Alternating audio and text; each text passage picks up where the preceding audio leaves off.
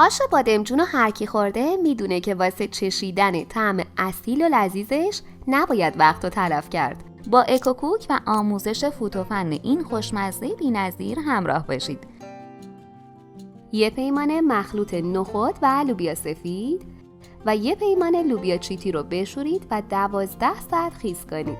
توی این مدت چند بار هم آبش رو عوض کنید. یه پیمانه عدس،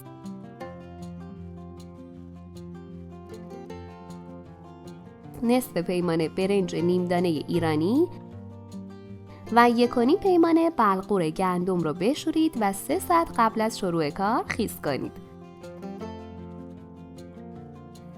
حالا نخود و لوبیا سفید و لوبیا چیتی و عدس رو با آب جدا جدا بذارید بپزه، چون مدت پختش با هم فرق داره.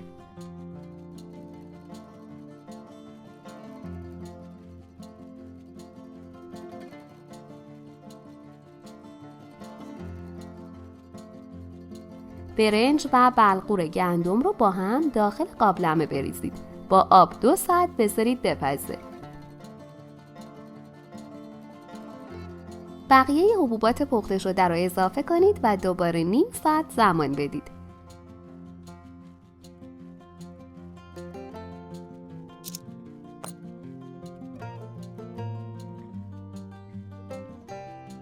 .300 گرم سبزی آش شامل 2/3 اسفناج و 1/3 تره و گشنیز و جعفری بریزید و هم بزنید. داخل تابه مقداری روغن بریزید. زردچوبه و نعنا اضافه کنید و تفت بدید.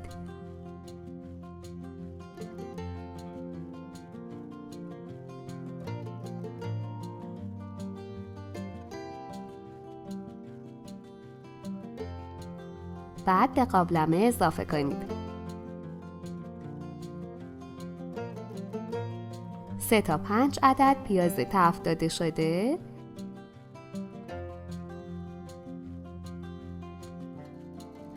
یک قاشق غذاخوری نمک، یک قاشق چایخوری فلفل سیاه اضافه و مخلوط کنید.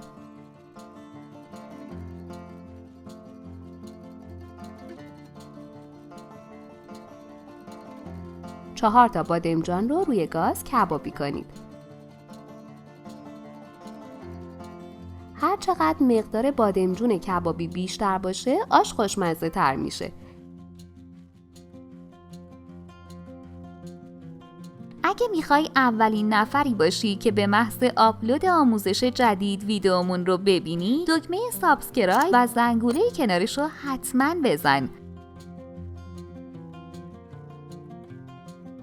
نیم ساعت داخل نایلون بذارید.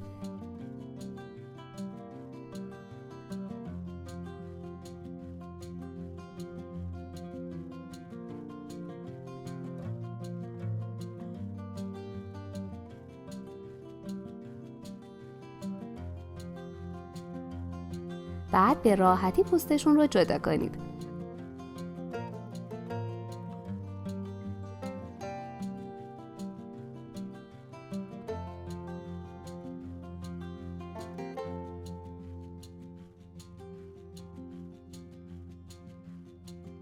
با چاقو ساتوری کنید یا داخل غذاساز بریزید.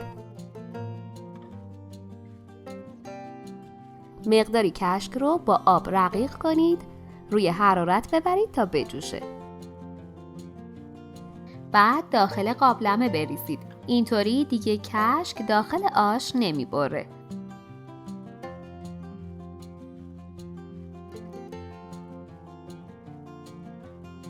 عزیزان، برامون خیلی جالبه که بنویسید از کدوم شهر یا کدوم کشور هستید و غذای معروف محل زندگیتون چیه؟ بادمجونای ساتوری شده رو هم بریزید. میتونید داخل این آش گوشت هم اضافه کنید. داخل تابه کمی روغن، مقداری زردچوبه و 4 حب سیرو تفت بدید. اگه فکر میکنی ممکنه دوستت هم از این آموزش خوشش بیاد، پس حتما براش بفرست تا اون هم ببینه و استفاده کنه.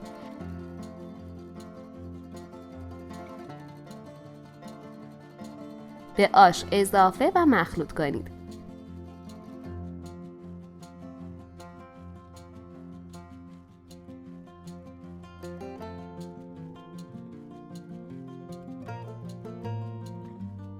نیم ساعت زمان بدید تا جا بیفته. داخل کاسه سرو کنید.